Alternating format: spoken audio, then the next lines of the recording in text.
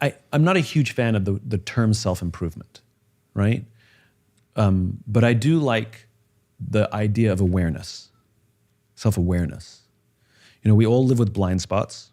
We all live with missing gaps and pieces of information, which will, by the way, last for the rest of our lives. And there are some people who choose to live a life where living with those gaps is acceptable and they never fill them in, and we would say that they remain stagnant. And arguably, either mentally or physically unhealthy, or getting unhealthier as they get older, you know? For anyone who wants to be a better version of themselves, a more aware version of themselves, I seek out information. And that comes in all kinds of forms, right? It can be in a relationship. So for example, I went and took a listening class. Actually, I should preface with, I was dating someone and she accused me of being a bad listener. And I was like, you do know what I do for a living, right? Like, I'm a really good listener, so I don't know what you're talking about, you know? And then I took this listening class. Turns out I'm an absolutely brilliant listener with people who I'll never see again for the rest of my life. But amongst my friends and family, appalling. So I had this basic skill set that I never applied with the people closest to me and gave myself an out because, quote unquote, I knew how to listen. And so I realized I was a terrible listener. This was a blind spot. This was a gap. And having somebody love me tell me that didn't work.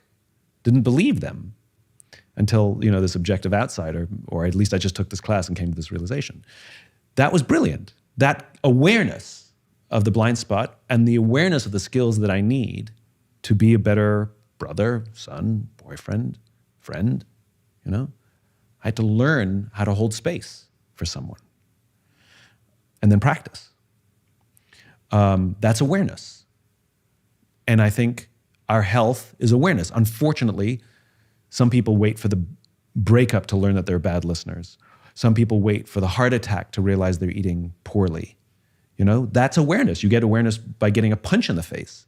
And I think it's a responsibility for every human being, should they want to have value in the lives of others, to seek awareness in how they show up in the world and how the world impacts them, their mental health, their physical health, their ability to maintain relationships and nurse relationships. And you hear me, you hear me say this over again. It's a repeating pattern, which is for those who want to show up better in the lives of others, which is I see being healthy as a service to others. I see being a better listener being a service. I see everything in terms of service to others. There are benefits to you as well, of course. But I think we've neglected for decades the socialness of our animal, and social media and cell phones and the ubiquity of those technologies have complicated our ability to be human. There are others who comment on this as well. Brené Brown talks about this, where we have a young generation that has mistaken vulnerability and broadcast, right? Where you sit in your room by yourself, put your phone on record, and make a video of yourself crying because of the loss of a relationship, and then posting that on Instagram or Snapchat or YouTube or TikTok or whatever your media of choice is, and the hashtag is just being vulnerable, right? And there's nothing vulnerable about that. You were by yourself, broadcasting to the world, live or videoed, it doesn't matter. Do that exact same thing with the person you hurt. That is way more difficult. Don't leave a voice memo saying, hey, I'm really sorry, just taking accountability. Call them or go visit them and look them in the eye and say that exact same sentence that you just left a voice memo for. That's vulnerability. That's really hard and requires practice, and we avoid it because it's difficult. We avoid it because it's uncomfortable. We choose broadcast not because it's better, it's because it's easier, and then mistake the two. And so the reason to learn to be vulnerable is not for ourselves, it's for a service to others. And I talk about this all the time, which we've confused these things. And once again, going back to what we were talking about before, we've weirdly taken these very pro-social activities and made them selfish. Like, go us.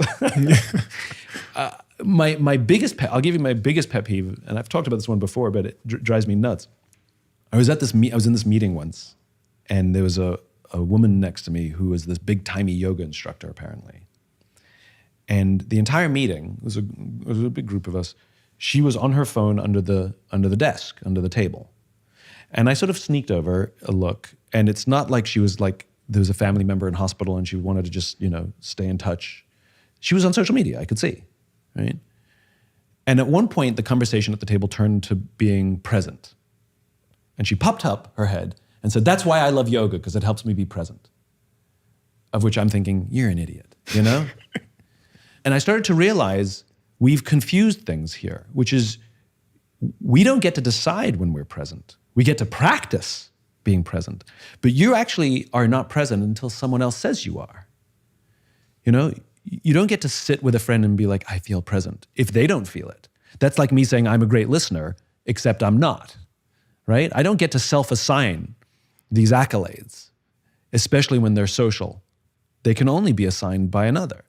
And so for anyone who's ever practiced meditation, there are absolutely benefits to us, without a doubt. And those are important mental and physical health benefits of meditation and mindfulness, and we should practice those for sure. But there's also what I think is the primary reason, some would consider secondary reason, which is if you practice meditation, for example, you learn to focus on one thing, your mantra, a sound, whatever it is. You learn to, your breath, you don't think of nothing, you think of one thing. You focus on one thing, right? And if something interrupts that thing, you have a thought. Did I leave the washing machine on? You label it a thought and you push it out of your head and you say, "I'll deal with it later." And that's the whole idea, is total focus and the ability to put your thoughts out of your head to stay focused on this one thing. Now think about when you're sitting listening with a friend who's going through a hard time. Are you listening or are you waiting for your turn to speak? Right?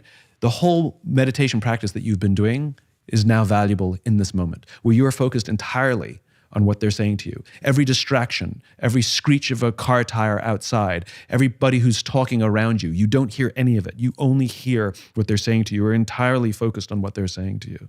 And when you have your own thoughts of advice you'd like to give, or things you want to tell them, "Oh my God, me too, that happened to me as well," right? You say, "Nope, that's not important in this moment," and you put it out of your head and deal with it later. And at the end of that conversation, your friend will say, "Thank you, I feel heard," or "Thank you for being there for me," or "Thank you for holding space for me," or "Thank you for listening." And those are all indications that, congratulations, you've been present for another. And I think what gives our lives purpose is not to wake up every morning to learn meditation so that we can be present for ourselves, though that is valuable.